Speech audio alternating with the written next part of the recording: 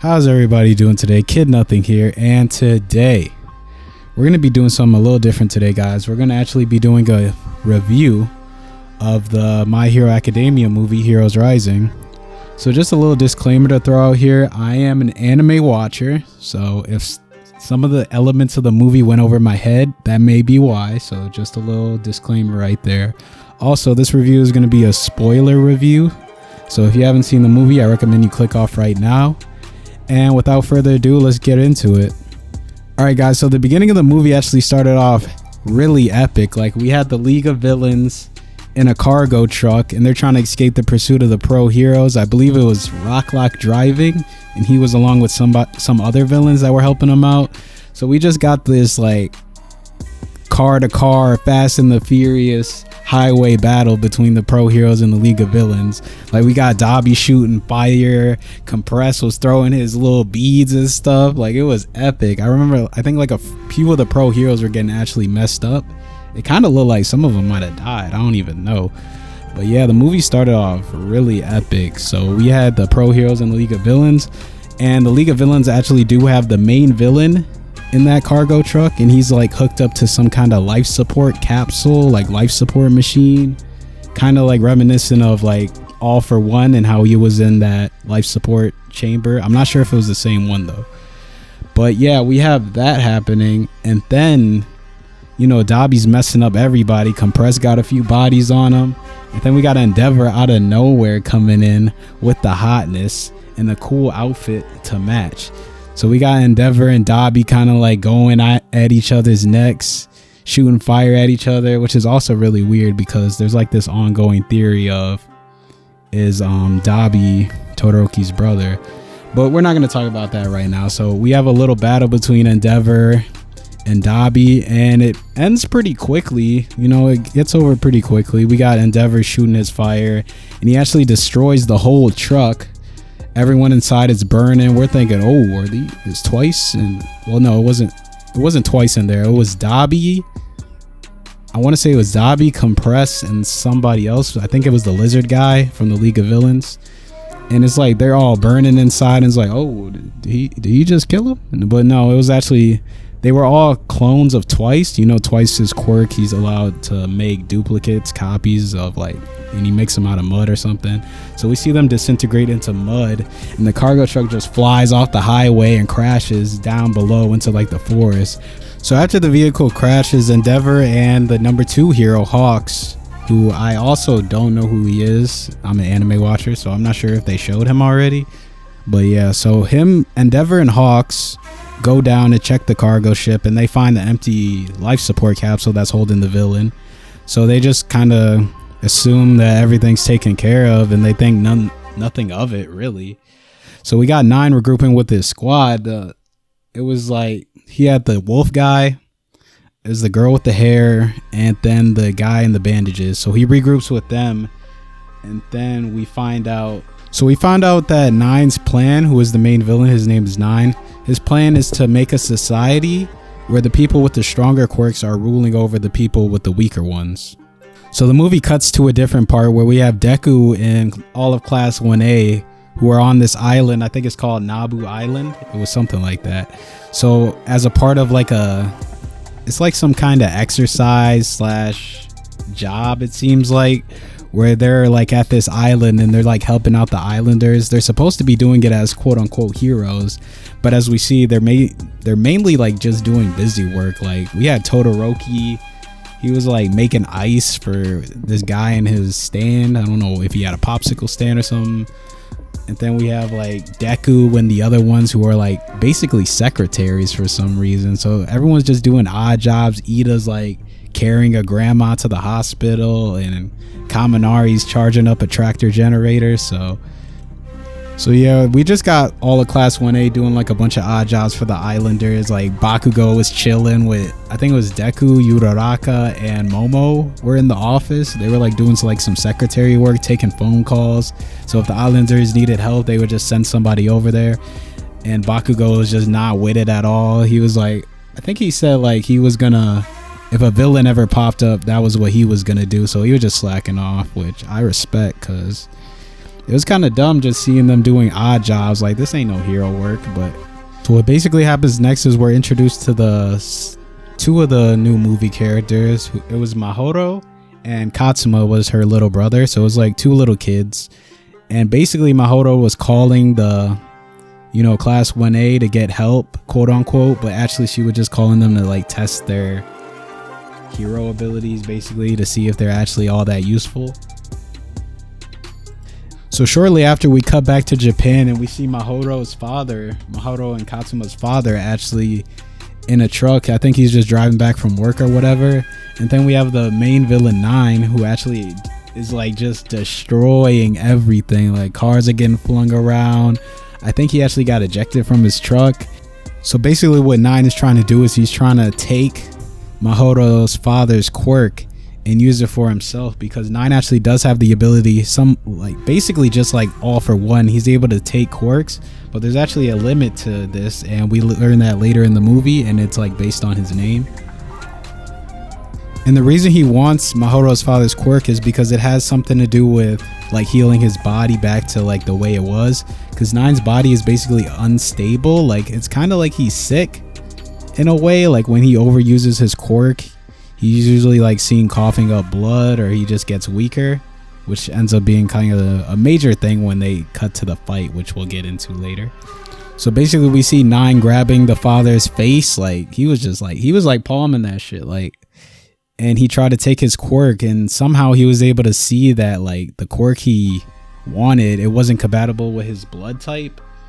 So then when he grabs his father's face, somehow he learns about like his kids. I don't know how, but he learns that the boy Katsuma, I believe, yeah, it was Katsuma, was the brother, and he has a quirk that's compatible with his blood type, because for some reason the father has the ability to control type A blood, and I think the son can control type B blood, but then the daughter has like a whole different quirk, which is kind of odd. But yeah, I also forgot to mention that 9 received the ability to steal quirks from like this Dr. Eggman looking dude. I'm not sure if he appeared in the anime or the manga before. Like, I don't know if he's a canon character, but I just know he looks like Dr. Eggman for some reason.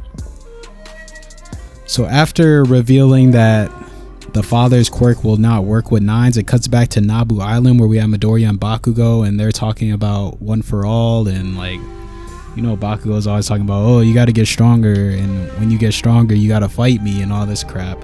But that's quickly interrupted by Katsuma. I keep getting the names confused. I believe Katsuma is the brother, Mahoto is the girl. Like, the names seem interchangeable to me. But anyway, we have Katsuma interrupting the two, and he tells them about a villain that's apparently somewhere on the island. So, you know, Bakugo obviously is going to run off when he hears villain, and Midoriya's just going to follow suit. But when they actually get there, it turns out that villain, it looked like a, what are those things called? I can't think of it. It looked like this insect, a grasshopper, I think it is. It looked like a grasshopper, but it turns out to be an illusion. Bakugo goes all out on that thing. It's with a huge explosion, and then he like, you know, Bakugo's pretty battle smart, so he noticed that the thing didn't have a shadow, and then that's when he realized it was illusion.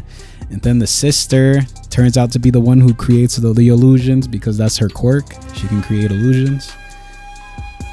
But yeah, like the first half hour of the movie is a lot of like fillerish type content. Like, it's kind of relaxed, kind of boringish. I don't want to say, but I think I'm gonna have to say that it was a little boring at the beginning. Like, the whole plot point between the sister basically is just trying to discourage her brother from being a hero because she thinks it's too dangerous. This doesn't sound like anything we haven't heard before in the My Hero world. But then finally, after it felt like a half an hour, 40 minutes, we finally get back to 9, who is going to Nabu Island to get the sun. So we see him like hijacking a ferry, and those ferries just got decimated. They got blown to smithereens. They were destroying everything. Every islander was in panic. And then we cut to the people who were being like basically secretaries.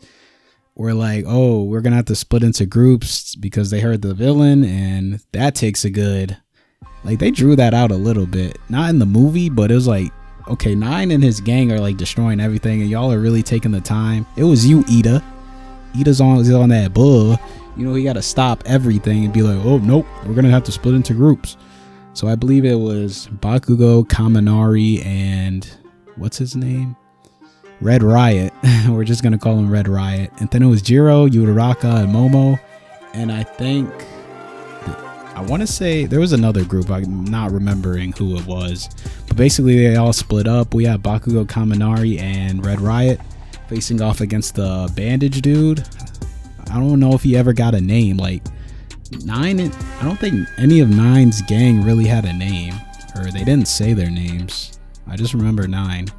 But yeah, it's like a quick little battle between like Kaminari and Bakugo's gang against Mummy, and Mummy's quirk basically allows, like, he has this red cloth around him, like that's like wrapped around him, and when he like surrounds you in his red cloth, he's able to like control you. So he did this to Bakugo. We see like he covered his red wrapping around his clothes, and he was able to control Bakugo for a short time before Bakugo was able to just blow up out of it, which for some reason he didn't do as soon as he got caught. But yeah, Kaminari and Red Riot were basically pretty much fodder, kind of basically useless in this battle. Like, Bakugo ends up cleaning up, taking Mummy down. And then the other group, I believe, I'm just gonna call it Todoroki's group, I'm not sure exactly. It was Todoroki, Ida, and some other people, but it was weird because Todoroki kind of like, he had that one scene at the beginning with the dude in the ice, and he was like making crushed ice for the guy, and then he just disappears for like a good 40 minutes. Like, we do not see Todoroki for a while until like Nine and his group attack, which again felt like it was a half an hour into the movie. So we see Todoroki fighting against the wolf dude. It was the wolf guy. He had like some dreadlocks going on. He was kind of dripping, I'm not gonna lie. He was very strong too. Not really sure what his name was or what his quirk was, but I believe it was like, it was kind of like, well, it was kind of also One Piece stuff. Like, he had like a devil fruit. He was like a chimera or something. He was like breathing fire. We see him and Todoroki clashing fire powers at each other. Ida's getting knocked around. The dude with the tail from 1A, whose name I don't remember, was getting whacked around. Everyone was just getting obliterated by this dude. But yeah, we just see Todoroki's group getting decimated, which is hard to watch because, like, for me anyways, I feel like Todoroki just got nerfed as the show went on. Like, when we see him in the tournament where he like fought Deku, it was like, that was before like when he was kind of like edgier and stuff. Todoroki was just a beast. He was destroying everybody, and now in like after that arc, it just seems like Todoroki just got weaker. He got weaker and he got soft, which, you know, it sucks to see. I'm not even like that big of a Todoroki fan, but it just sucks to see. We just see this man destroying them with, he just has like, he was basically just straight up boxing them. Like, he wasn't doing anything that crazy. I'm not sure if he used his fire ability at this point in the movie yet. He was just destroying them. Ida tried to kick him. He just deflected that off his forearm, I think, and just bodied them. Punched the dude in the tail. It was like, ugh. But yeah, it's not even like really much of a struggle for them. Like, Nine eventually does find the son, Katsuma, I believe. He tries to take his quirk, and then we have Deku. I think Deku interferes with this. Like, he just shows up out of nowhere. I think he straight up hits him with like a shoot style kick. And like, they have like a little squabble for a while, but Nine has like these he has like air barrier shields that are just basically indestructible. Like, Deku cannot destroy these with full cow link at least. So we have like a little squabble between Deku and Nine, and Nine actually basically gets the better of Deku, tries to steal his quirk. And this is when they reveal a spoiler that I basically spoiled myself for this. Like, I already knew of this, so I'm just gonna say it. Like, Nine was not able to steal Deku's quirk because, well, here's one thing. Nine's quirk allows him to, he can steal 8 quirk, and his 9th quirk is the ability to steal quirks. That's my understanding of his ability. So he has 1 slot remaining. I think he has 1 or 2 slots remaining. One is to steal the kid's quirk, and then he's like, oh, Deku got like a good ass quirk, I'm gonna try to steal this. But when he tries to steal it, it won't let him because it's like revealed that Deku, like this kid has multiple quirks. He has more than one. I cannot steal them all. And that was just kind of mind-blowing. Not for me personally, because again, I already was spoiled to this fact. Like in the manga, if you read the manga, you already know Deku does have more quirks than just one for all. Or I guess one for all might just be multiple quirks in general, I think. But he has more quirks than the ability to just super strength, basically. So after 9 isn't able to steal Deku's quirk, so basically we have the sister, Mahoro. She uses her quirk to make a illusion to like alert somebody to help out Deku, because Deku is getting destroyed. I think he got like basically pinned to the ground. Like 9 was making quick work of him. I'm not sure if Deku even landed a hit. So Bakugo sees this and he just like, you know, flying over to Deku's location basically, because you know he want all the smoke. That's why I like Bakugo. He wants all the smoke. Like, he's not the nicest person obviously, but I gotta respect his drive. He's battle smart. He does good in school. He just needs to work on that attitude. And then he might be my favorite character in My Hero Academia. But even despite having Bakugo now in the battle, they are still not able to do anything to 9. Bakugo, Deku, they're not able to touch 9. 9 is just throwing up barriers. He got all these techniques because again, 9 has multiple quirks. So he can use more than just, he's like basically a defense technique, and then he has like 2 offense techniques. But 9 is just absolutely destroying them. Like, I forgot to mention, but when he was stealing like going after Mahoro's fathers for his quirk, he did this lightning, like, I'm sorry to compare this to One Piece constantly, but it just reminded me of NL from One Piece. He just like rained down lightning all over the city of Japan, destroying everything. It was so epic. And he does the same technique to Bakugo and Midoriya, and it's just like, ooh, like they just got torn up by this light. So he tears them up with this lightning bolt from the gods. Midoriya and Bakugo are just, they're done at this point. They're down for the count.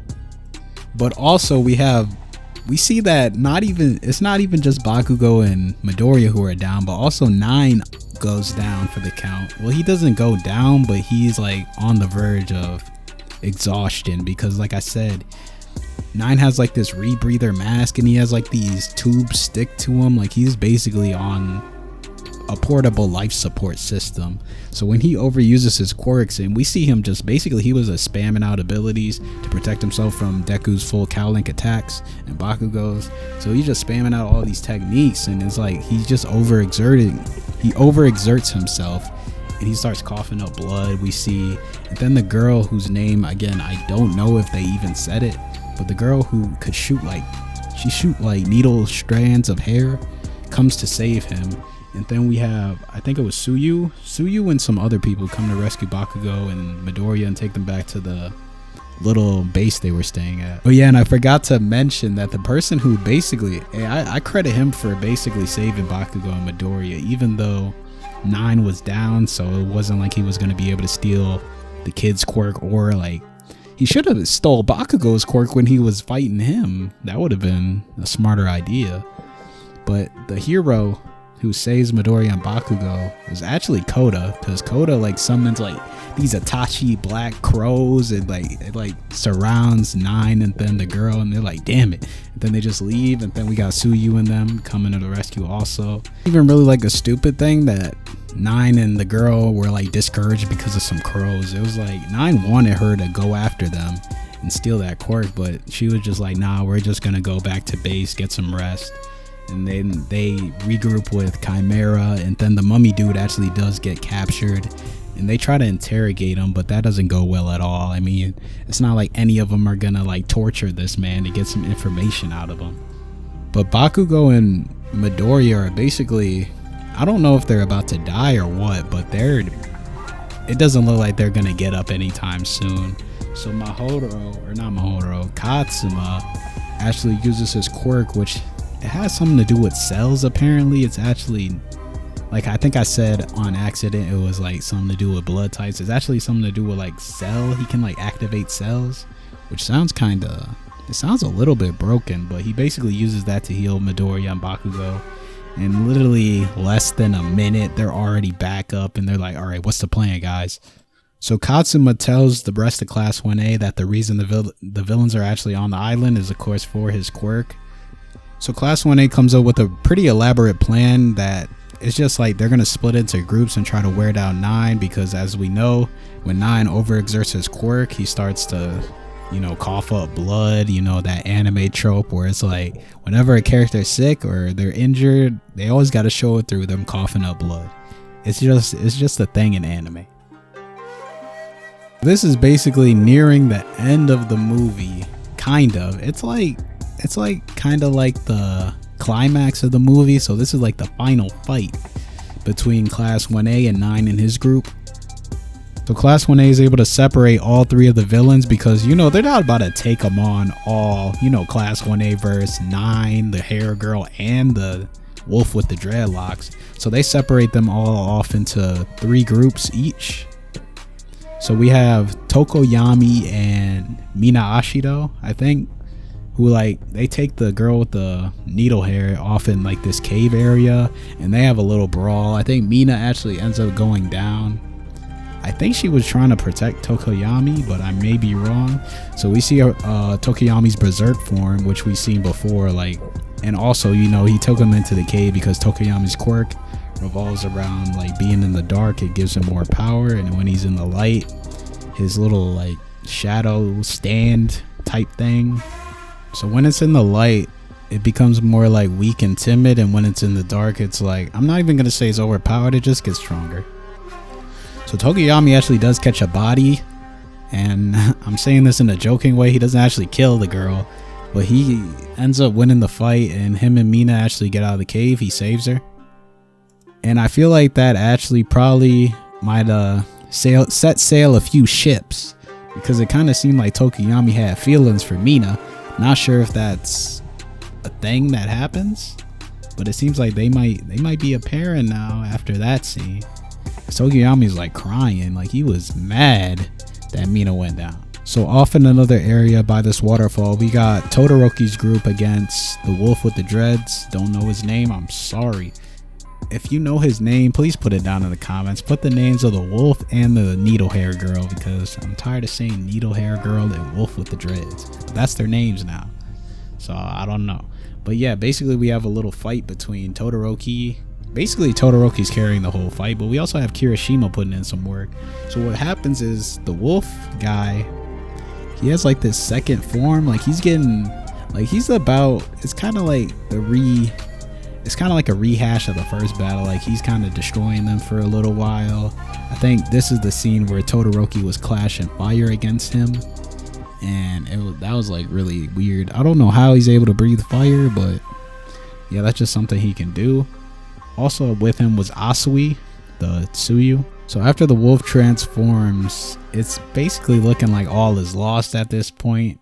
Todoroki's basically how am I gonna defeat this man? Ida didn't do crap. And then this wolf also has a hyper beam technique.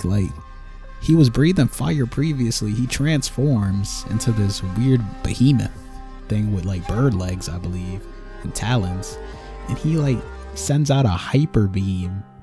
And I believe Kirishima ends up blocking this with his Red Ride Unbreakable ability, which we've seen in the Overhaul arc. And after that, Kirishima's basically down for the count, so it's up to none other than Todoroki to basically clutch this out, because who else is gonna do it, honestly? So we have a scene where he's firing another hyper beam attack, and Todoroki actually is able to get up on top of him. Pause. Not like that. He's able to freeze his hyper beam before he can even send it out, and it was a really cool scene. It was kind of, I want to say it was kind of gruesome, but again, this is My Hero Academia. Nobody really dies in My Hero except in the most recent arc. This movie was pretty chillax on the violence. Don't get me wrong, it was somewhat violent, but it wasn't Overhaul arc type violent. You could probably bring your kids to see this movie. It wasn't that bad. But Todoroki basically I don't know if this is an upgrade to his freezing ability, but he's able to just freeze this whole man solid. The hyper beam blast attack was frozen. His whole body was frozen. There were just icicles spurting out of his mouth. And then after that, Todoroki's down for the count. Ida, Tsuyu, and all of them. Ida and Tsuyu actually did help Todoroki get to the wolf guy's mouth. I forgot. They used like some kind of combination attack or distraction to get to his mouth, and he was able to like, you know, get up close to him and freeze his mouth shut. But like the wolf's just like standing there frozen and like a statue with all these icicles spurting out of his mouth, and it's just a really awesome scene. And then all the students right there are down for the count. So then we cut to the fight. It's kind of like the fight before the last fight. It was kind of like, it was like a team. It was like basically the rest of class 1A besides Deku and Bakugo were basically facing off against 9, trying to stop him from getting to Katsuma. So we got Uraraka, like she's using her gravity quirk to like lift the rubble above 9 and then like trap him down in it. And it kind of seems like it's working at first. Then we got Mineta just like spamming balls, trying to like, I guess, stick the rock together over him. And 9 just is like, screw all that, I'm gonna just use my barrier. And then that just repels all the rock. That debris goes flying, and it's just like, well, dang. You know, Mineta's head's bleeding. Uraraka's about to vomit because, like, when she overuses her quirk, we all know she just gets nauseous. But there's also, I think Jiro also tried to do something. Jiro and the dude with the tail also tried to stop 9, and it was basically useless. There's kind of like a really gruesome scene. It wasn't gruesome in that kind of way, but it's kind of like savage scene where 9 uses, like, he has this ability where he's able to like, it looks like I kind of called it like a Susanoo. It looks like he has like these 2 little Susanoo tails that like shoot out of his back, and they just kind of like hit him and pin him down. And then he just used these on Jiro and I think Ojiro. Yeah, that's his name, Ojiro, the dude with the tail. And he just pins them into like the side of the mountain. It is just like, dang, like 9 is about that action. So then we basically are now at the finalish fight, where, you know, Jiro, Mineta, Uraraka, Ojiro, they're all down for the count basically at this point. So, you know, it's up to Bakugo and Midoriya. They're getting their little run back in with 9, but it ends up being futile yet again. Like, they try to incorporate some more teamwork on this rematch, but they get destroyed, honestly. And I guess I did forget, like, they did get effed up. They were bleeding. I'm not sure to what he had. Like, 9 has like this air bullet ability too, where it's like he was like shooting air bullets, and they were like, I think he shot one in Deku's like chest area, and that just screwed him up. I think Bakugo also got hit with one of these, and then he has the Susanoo tails coming out his back. I don't know, he's Yu-Gi-To or something. He got them tails coming out his back. He's piercing Deku and Bakugo against the walls, and it's just looking like all is lost. Like, 9 is just too strong. But then we get one of the best scenes in the movie. It was the best scene, but they also kind of messed up the delivery. So before we get into talking about the best scene, we got to talk about Kaminari's kind of like MVP moment, where 9's he's about to finish Midoriya and Bakugo off, because I think he pinned them down to the ground. He's about to use his like weather manipulation lightning ability to basically deal the final blow. But we got Kaminari coming in and absorbing that lightning, and 9 is just like lost for, because like before any of this happened, 9 was about to steal Katsuma's quirk again. Like, he had Maharu basically as a hostage. He's like, I'll kill your sister if you don't give me your quirk, dude. Like, I'm about that shit. Like, I'm a thug, bruh. He was about ready to kill his sister, and then Bakugo, or I think it was Deku, he just comes in with like a dynamic entry type kick, and then that is when it's revealed that Kirishima was able to act as a lightning rod and kind of like direct the lightning onto himself. And he's basically immune to electricity, so, you know, he's just in his like Saitama mode. That's what I like to call it, his Saitama mode, where he's like all dumb and stuff. And Bakugo and Midoriya are basically right back into the fray on 9's head and trying to defeat him. And they're doing pretty well after the whole lightning strike scene. Like, they're kind of getting some hits on 9. He's starting to kind of dwindle. But then 9 just does something that's just, it's kind of like, Like, what? He just gets like another basic power boost and just overwhelms Deku and Bakugo again and severely wounds them with his attacks. And it's just like, this is the part where Deku's like, we got no other option. I'm gonna have to transfer One for All to you, Bakugo. So from my understanding, Midoriya, I'm not sure if One for All is transferred through the other person taking in the person who has One for All's DNA, because like we see Midoriya ate like All Might's hair, but I'm not sure, because the way Midoriya and Bakugo transfer the One for All to each other is completely different. Like, it's kind of like blood to blood contact, kind of like, you know, HIV type stuff, where we have like Deku's arm is just like destroyed because I think he used his 100% One for All and he's just hella wounded. And Bakugo, his hands are all destroyed. Bakugo suffered a lot of like mostly his costume got really effed up. Like earlier on, like one of the grenade arms that helps his quirk got destroyed, and then I think the other one got destroyed. And this is like I was saying, like this is the scene where Deku, like, it's kind of like, again, it seemed like it was like blood to blood contact, which was responsible for triggering like this transfer of One for All from Deku to Bakugo. And it wasn't like he was giving all of One for All to Bakugo, he was just giving like a portion to him. And this scene was just like, what the heck? And also, as like they both, like Midoriya's transferring One for All to him, and then immediately like Bakugo's in his own 100% One for All mode, and Deku's in his own 100% One for All mode that we seen in the fight between him and Overhaul. And they're just, and then like the music changes. Like I said, this kind of ruined that delivery of the scene. Like they put on some weird soft K-pop singer type music. It was just like, really, like, what the heck is it? Why couldn't you play like You Say Run or something? That would have been awesome. But they play like some weird, like soft kind of, like, I don't know what kind of music it was, but it kind of almost ruined the whole scene, because I was in awe when I seen Bakugo in his One for All 100% form. He got like the orange sparks. You know how Deku, like when he's in full Cal Link, he has like the green sparks surging around him. Bakugo has like orange. And the animation was like kicking up. Like it was kind of like the animation like you seen in the Deku verse Todoroki fight. Like towards the end, it was like that kind of animation where it just like cranks up to the max. So they're just throwing dollar bills into the animation for that scene.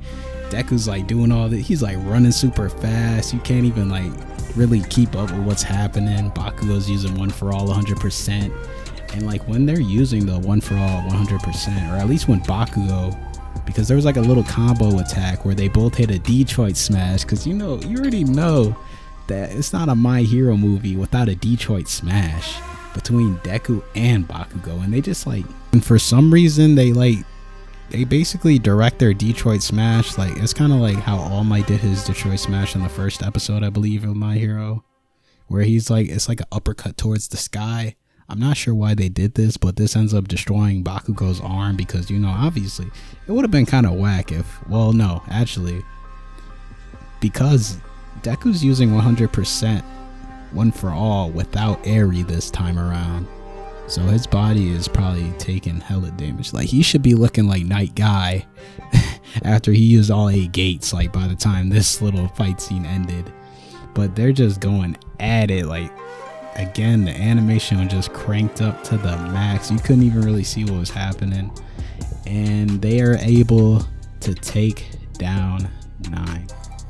So the heroes from Japan, obviously, like All Might, I think Aizawa, the Hawk dude, who's apparently like the number 2 hero. I've again never heard of him, but all the heroes are basically coming onto the island after 9's defeated.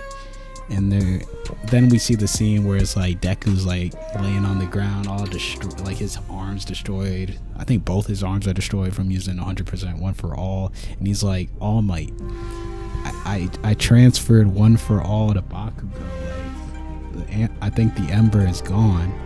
And, it's just kind of like this. It's like semi-emotional, but it's hard to be emotional because, of course, Deku's not gonna lose One for All in a movie, much less.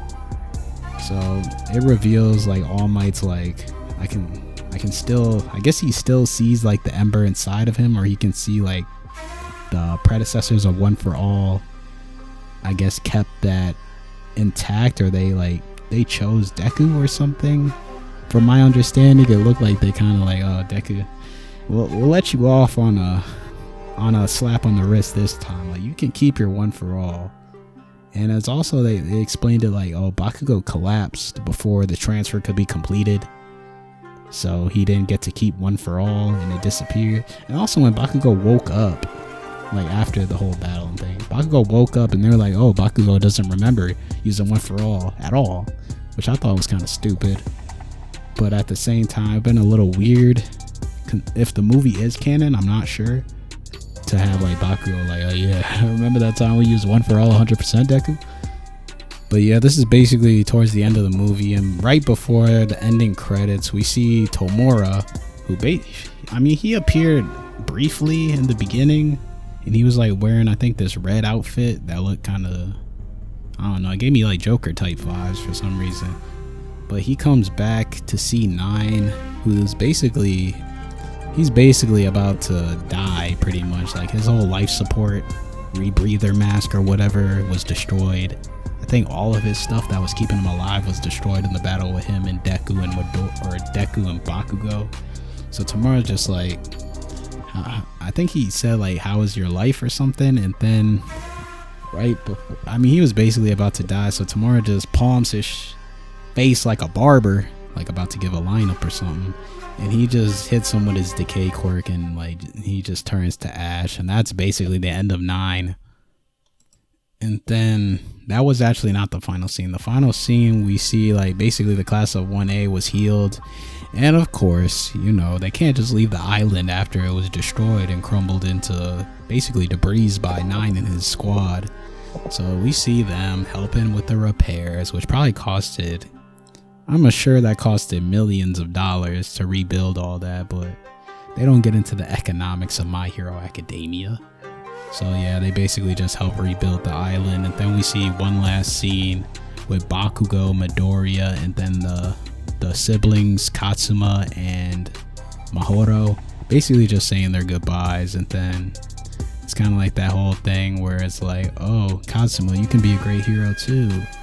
And yeah, it's just like kind of like to tie loose ends of that whole subplot, which I honestly did not care about. So yeah, then we get basically the ending credits, and that's basically the end of My Heroes Rising. So now we're just gonna kind of talk about what I think about the movie.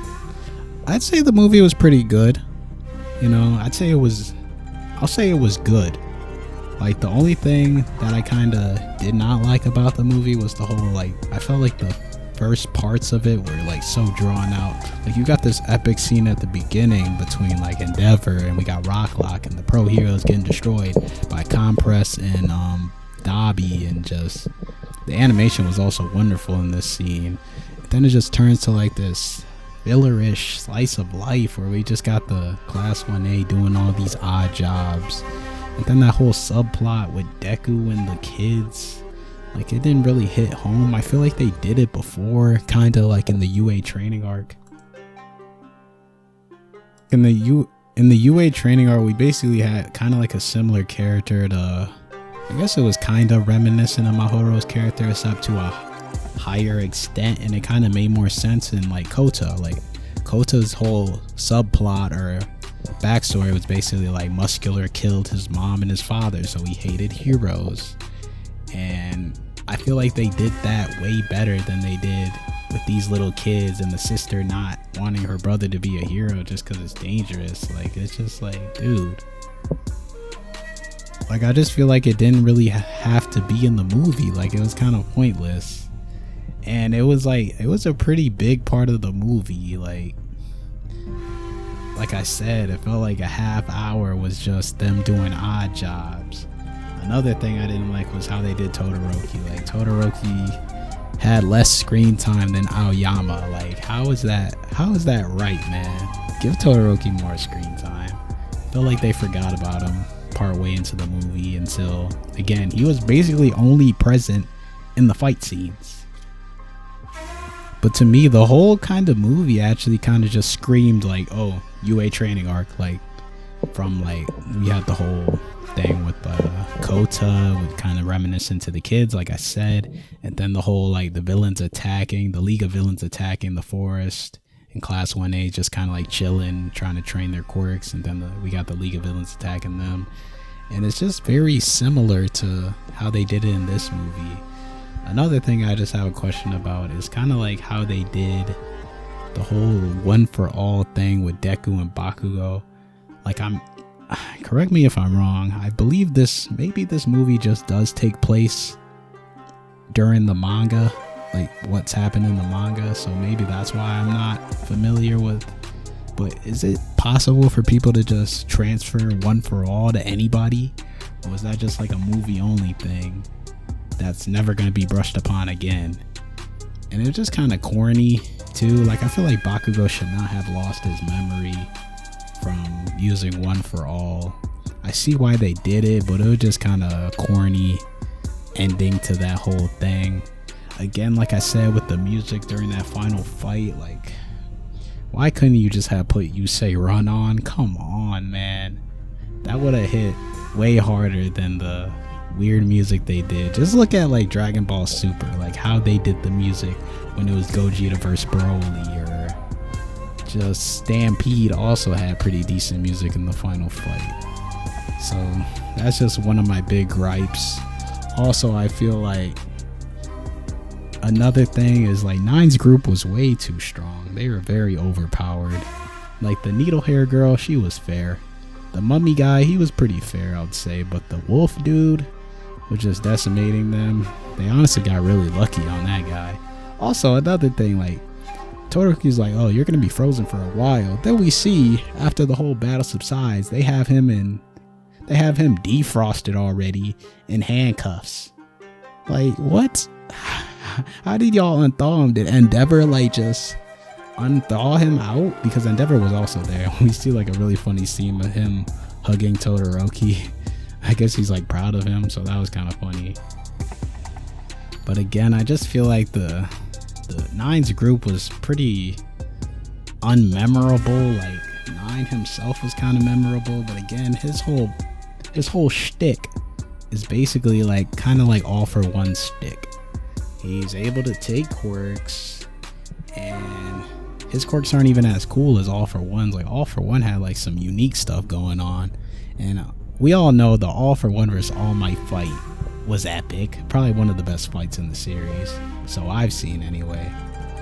And it just seemed like Nine was basically just a rehash. Like, this whole movie just seemed very reminiscent to things that have already happened. So we just got Nine, who's basically just reminiscent to All For One, and then just Nine's group was not memorable. Like, I don't even remember the names of these characters. I'm not sure if they actually said the names.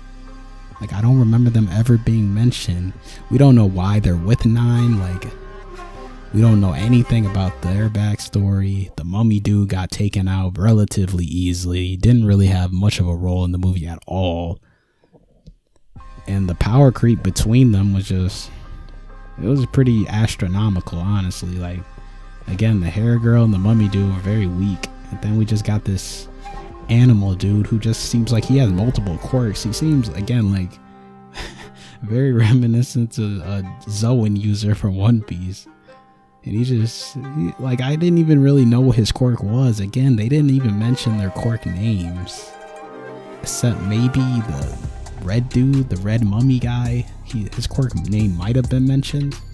But the power creep was insane. Like, there was no way Deku or Bakugo was really about to beat Nine, other than if they just like, if all of class at 1A was like up against Nine, then I can kind of see like him probably spamming out abilities and getting weakened. But that would have been a corny conclusion, so I guess I'll appreciate the conclusion that they gave us. But again, I think I'm just gonna have to say the movie was good. I recommend everybody watch it though, in theater. If you got a theater near you where it's playing, it'll definitely be a good time to watch with friends. Bring anybody, I don't know, who likes My Hero. I'm sure. I really wish I could compare it to the last My Hero movie, but I have not seen that one. Maybe I'll have to do a review and then compare the first My Hero movie with the second one. I'm honestly, after that second movie, I kind of do want to go back and see the first movie and see what that one's all about, because All Might was in that movie, and I think All Might's honestly one of my favorite characters in the whole show. So yeah, guys, that's basically going to be my review of the My Hero Heroes Rising movie. So if you enjoyed the video, make sure to like, subscribe, and comment. And if you want me to do more of these, definitely make sure to hit that like button. And this is Kid Nothing, and I'm heading out.